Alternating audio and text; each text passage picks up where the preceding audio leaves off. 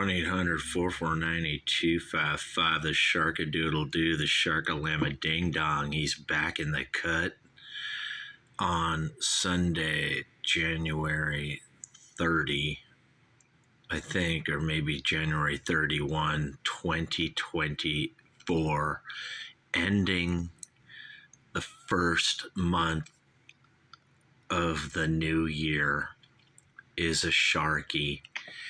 And I've been away for about, I don't know, 10 days, 15 days. I'm like Tom Hanks in Castaway. I was on an island and nobody would or could rescue me. And then there were this like boat that came up to the island and they were like, "Hey, Sharky, 1-800-449-8255, we're here to rescue you." And I was like, "Okay, cool." And then they're like, "Well, wait a minute." And they went back to their boat and they never really gave me a reason. They just sailed away. Right here on the Clark the Shark show. And anyway, I built like a raft made of wood. I tied it all together with tapes. They were actually pornographic tapes. I don't know where I got them, you guys, but I made myself a raft and a sail, and there were angel's wings on it.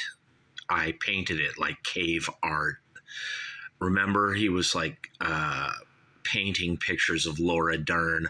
I don't even think Laura Dern is that hot, you guys. I don't know why. Was that her or someone else? I can't remember in that movie. Remember those chicks back in the day in movies? They weren't that hot, but they were in movies or something. Maybe in a mom kind of way. I don't know. Clark the Shark, 1-800-449-8255. Heroes, David Bowie. Now, this album is part of the Berlin trilogy, you guys. Look at Bowie on the cover. I'm still not sure, like he's doing his hair or something. Now, Bowie's wife, Angie, way back in the day, a long time ago, or maybe recently, I'm not sure, even if she's alive or whatever, but she said the first 8 Bowie albums are great, and then after that, they all suck. And I disagree completely with that assessment, you guys, right here on the Clark the Shark show. I love just about all David Bowie albums. I admit there are some songs, particularly on the later albums, that you're just like, what the fuck is wrong with this song? It's verse, chorus, verse, weird long part, guitar solo, chorus, verse. It's like all out of order, rhythm, or sync or something. It's just all fucked up. A perfect example of this would be The Pretty Things Are Going to Hell. That song could have been so great if Bowie would have let Clark the Shark, yours truly, your humble DJ MC servant here at the Golden EIB Sharkerphone. It's not a microphone, it's a Sharkerphone, you guys. If Bowie would have let me arrange, produce, fuck it, just write all his recent songs, they would have been great. But he didn't. And then sadly, David Bowie would die, I think in the very first month, January 2016, I think, and it was very sad. I rarely cry, but I shed a tear or two, you guys, when this guy died, David Bowie. I know other males, men, guys who say that too, like they actually were sad and they cried. I could name at least 3 people I know when Bowie died. I mean, there's been rockers who have died and we didn't cry. We're just like, shit, that sucks. Joe Walsh died. Fuck. That sucks. I'm not saying that Joe Walsh died, but if he did die, I wouldn't cry for Joe Walsh. I might even be happy if Joe Walsh died. That's sort of like if Neil Young died, or when David Crosby died. I was actually happy right here on the Clark the Shark show, but not when David Bowie died, you guys. I'm getting perfectly serious here. I was very sad, and I did not know how bad his cancer was. I heard for about a year before he died that there was something wrong with Bowie. I heard rumors, some kind of cancer, maybe lung cancer, bone cancer or something. And then all of a sudden he died. They announced he died at age, I think he was 69. And he was gone. Just like that. Just like, he was gone. And kind of like how Neil Peart died. Similar, you guys.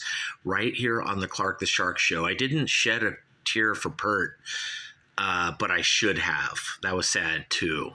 But I was more in shock because I didn't know that Neil Peart had cancer at all. Brain cancer, really bad cancer. Me, Clark the Shark, all I got is skin cancer. But I've discovered no one gives a shit about skin cancer.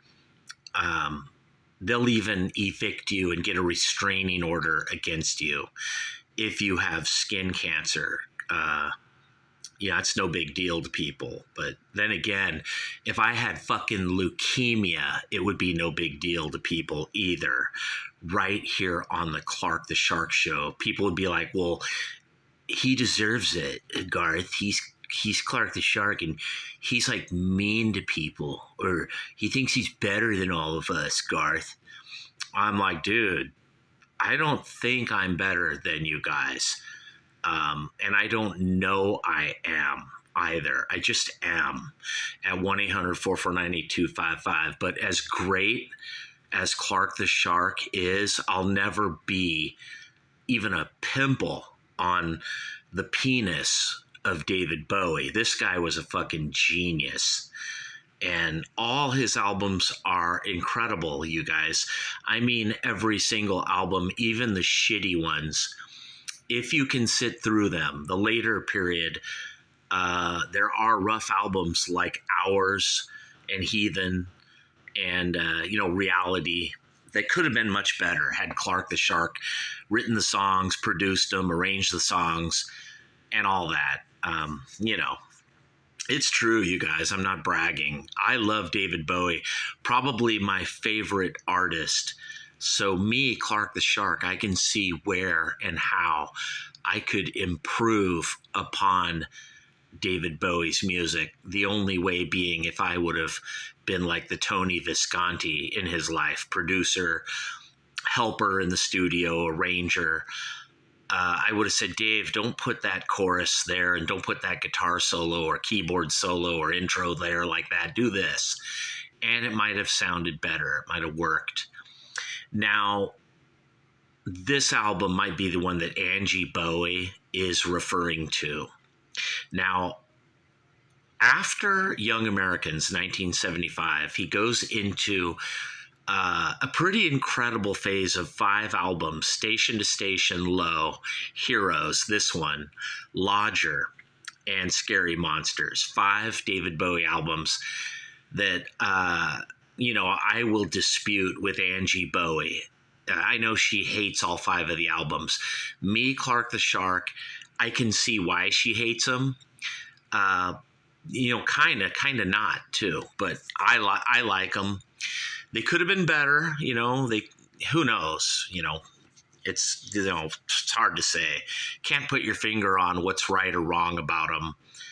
But he was definitely breaking new ground, cutting edge.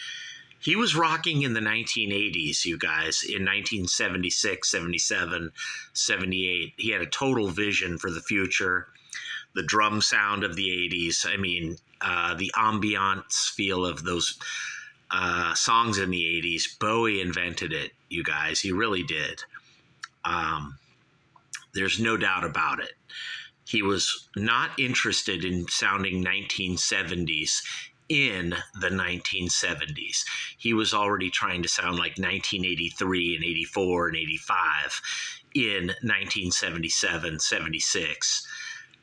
You could make an argument that Young Americans even has moments that are way ahead of their time or something, but definitely Station to Station, Low, Heroes, Lodger.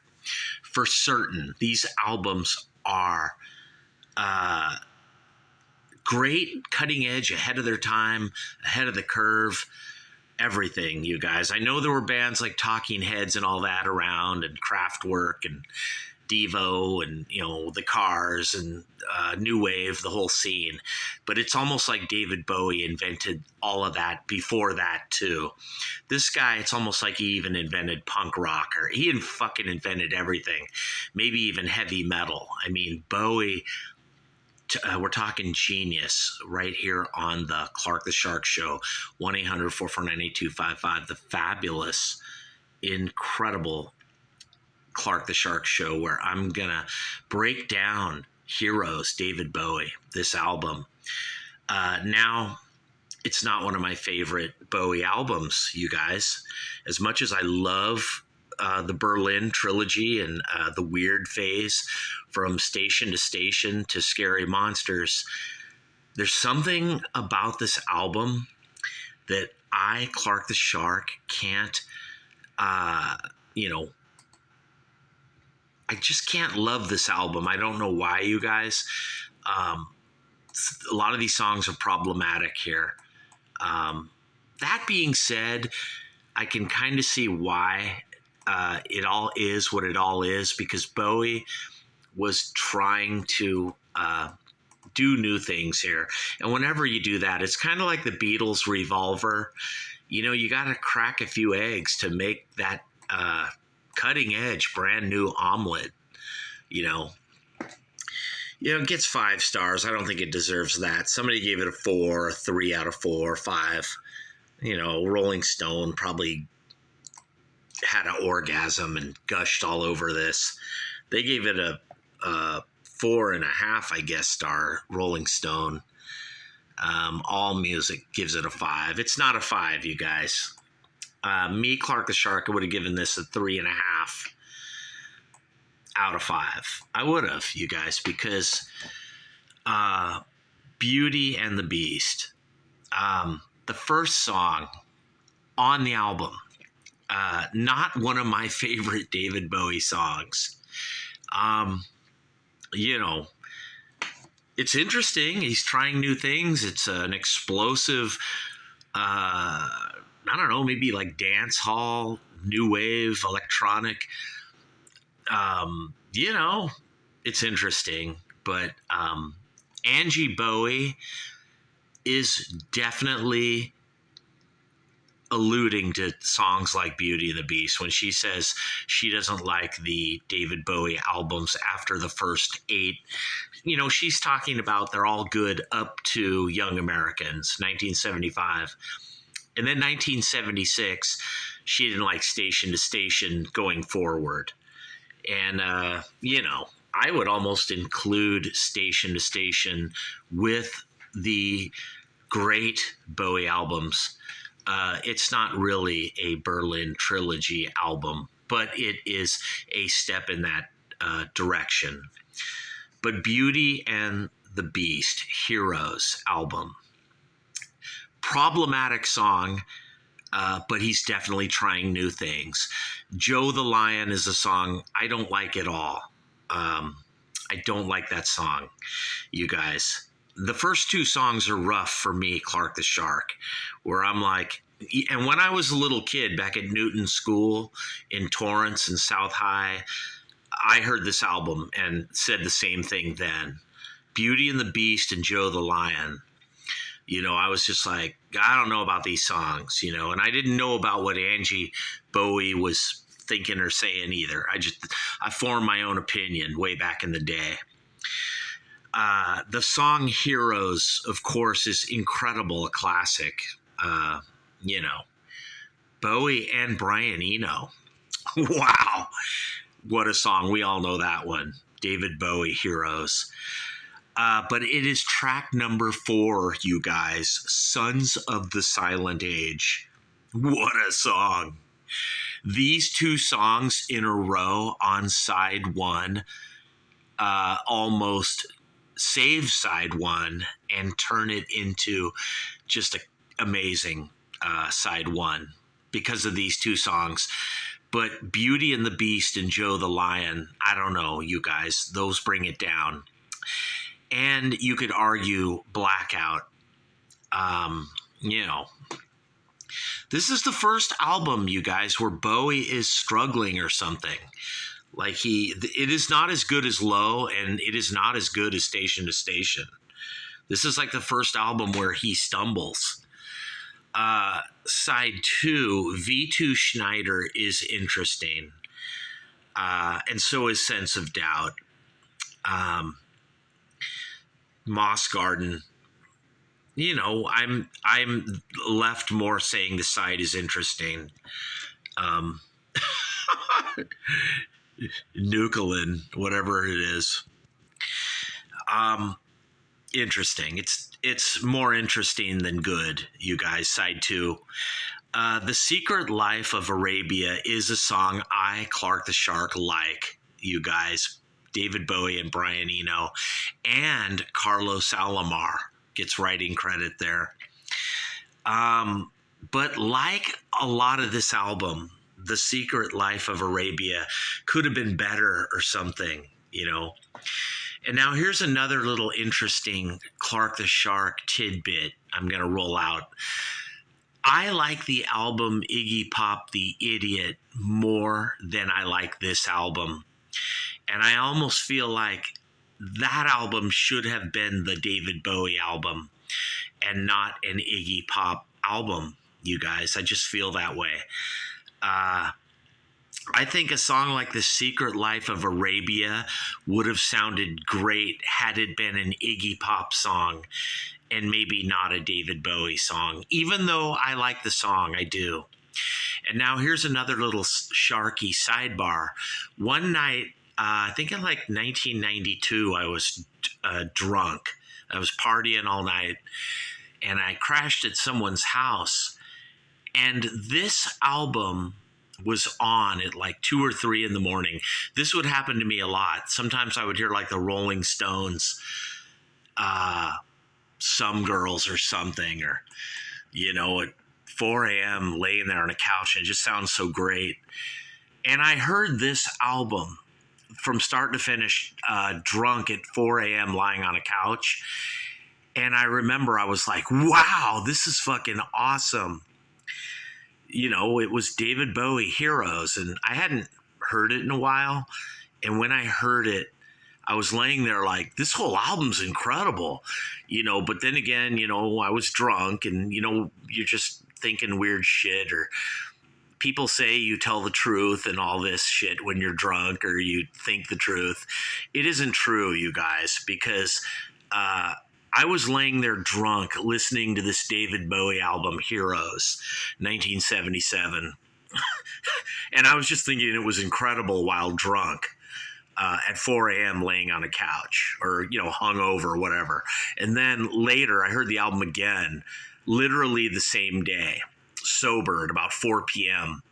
later that afternoon. And I was like, this album fucking sucks. Except for Sons of the Silent Age and Heroes. So you see, people, you know, weird shit can happen right here on the Clark the Shark Show, where you might even be hungover today on a Sunday morning at 11:59 a.m. as you listen to my review of Heroes by David Bowie. An interesting album. They call it art rock, experimental rock, electronic, ambient, you know, influenced by Kraftwerk or whatever. I don't really hear that. When I hear this album, I hear kind of a confused dance hall, big beat. It is electronic, no doubt. But this album is confusing to me, Clark the Shark. And it is the first stumble David Bowie album. Because the album before this, Low, all the songs are really good. And I want to listen to the whole album. And then the album before that, Station to Station, It's got problematic stuff on it, but I still want to hear it. This album, when I play this, even today in 2024, I get all pissed off like I can't make it through it or something. Joe the Lion and a couple of these songs, really tick me off.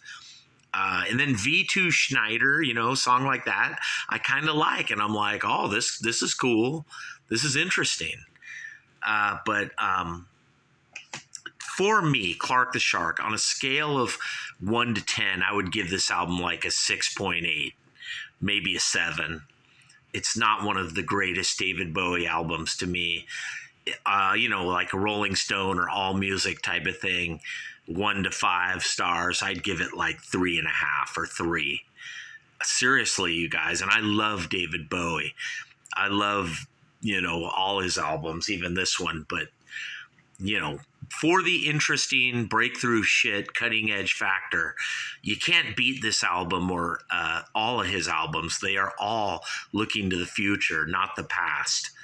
And he comes up with original melodies and original shit that's just mind-blowing. I don't know how he does it. He's one of those artists, when I listen to his music, I rarely hear ideas I've heard before with Bowie. It's always fresh and original. And sometimes to its detriment, you guys. This album is so original and so fresh, it might actually hurt the album. Now, the next album after this, Lodger, there's a live album in there too.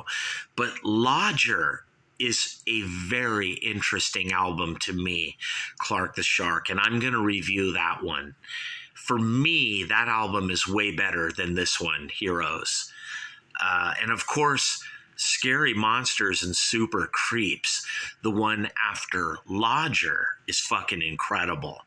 I love that album, you guys. It's almost like he's getting back to being the great David Bowie again with that album, Scary Monsters. Now, of course, after all this, 1983, the 80s, Let's Dance and Tonight and all that crap is where it's almost like he ceases to be David Bowie and he becomes like something else. It's still good and interesting, but it's just not my cup of tea. It's not my bag. Let's Dance and all that, Tonight. I like it when he goes back to Tin Machine, and stuff like that. There's some interesting albums later on, Outside and Earthling, couple of interesting albums. But then he gets into this phase where I wish me, Clark the Shark, could have produced and maybe been like his Brian Eno in the studio. I think the albums would have been much better. I even wrote him letters, emails, and shit over the years. Never heard back. Like I do everybody, But I would just love to be an engineer or a recording producer guy or anything. Yeah, my wife says that. Like, you're getting too old to be the guy in the band or all that. But maybe you could be the producer. And sometimes today, at age 58, I'm turning 59 April 27, 2024. There's not many years left for Clark the Shark. Perhaps I could be a producer, one of those guys that helps you write songs, arrange songs and all that stuff, or get that sound, that drum sound or guitar sound. I definitely think I could be one of those now. I definitely would have made a big difference with that new Rolling Stones piece of shit, hackney garbage. I could have helped make that album much better.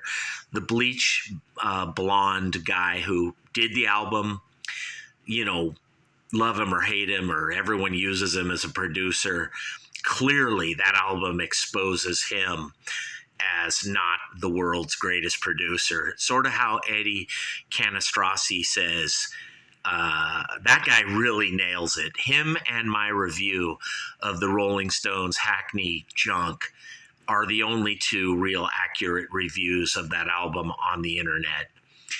He blames that blonde-haired, bleach blonde producer guy. I don't really blame producers. I don't like to dwell on that or do that, though it may be true that that producer fucked up the album. I don't know. But I blame Mick and Keith themselves for that new Stones album. And I blame David Bowie for Heroes, 1977. Great album, classic or mediocre or whatever. I would have loved to have helped out with this album, but I was only 12 years old, you guys, in 1977 at Newton Middle School in Torrance, California, where there were a few kids, and then later on at South High, you know, there were people into David Bowie, and I was one of them, me, Clark the Shark. But you know me, I'm into all kinds of shit, you know. It's a big, you know, I'm not Blake douchebag. I'm not into the Pixies and then, oh, you know, I'm a genius, you know. Like, dude, you got to know, before you cut an album, you got to know some Frank Zappa, you know. You got to know shit, like me, Clark the Shark.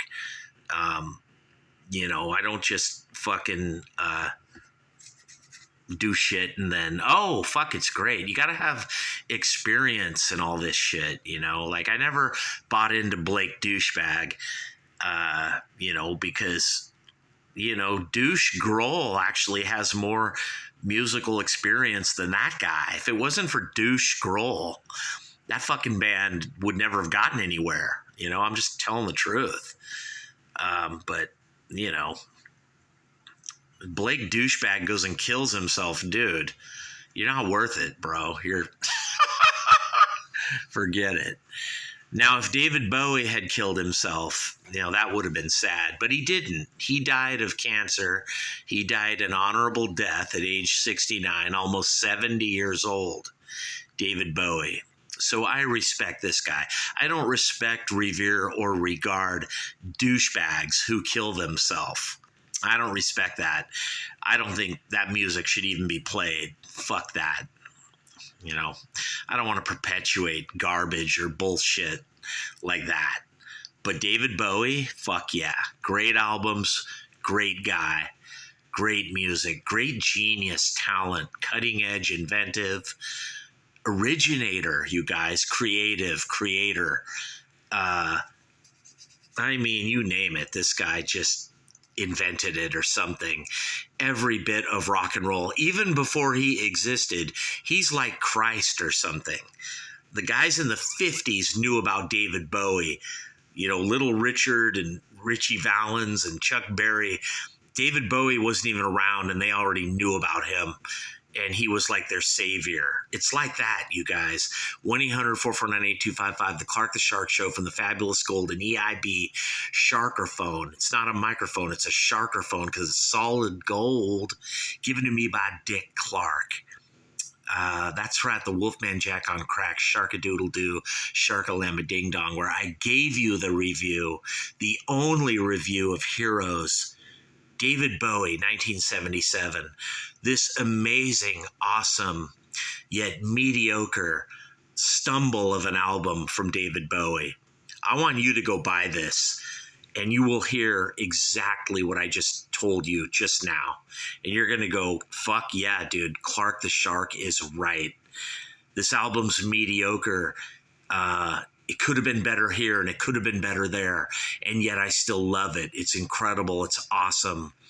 It's magnificent, you guys. It's David Bowie. Buy it and get into all his shit. If you are only 19 years old and you were born in 2005, 4 years after those terrorists, Mohammed Atta and those terrorists from Al-Qaeda flew those jets into our World Trade Center, you don't remember it. You don't remember 9/11. You were born in 2005 and you're just 19 right now. In 2024, you, my friend, I want you to go buy some David Bowie and get this album Heroes at Spotify, Amazon, iTunes. And you tell him, baby, that Clark the Shark told you. And I'm out of here. Peace.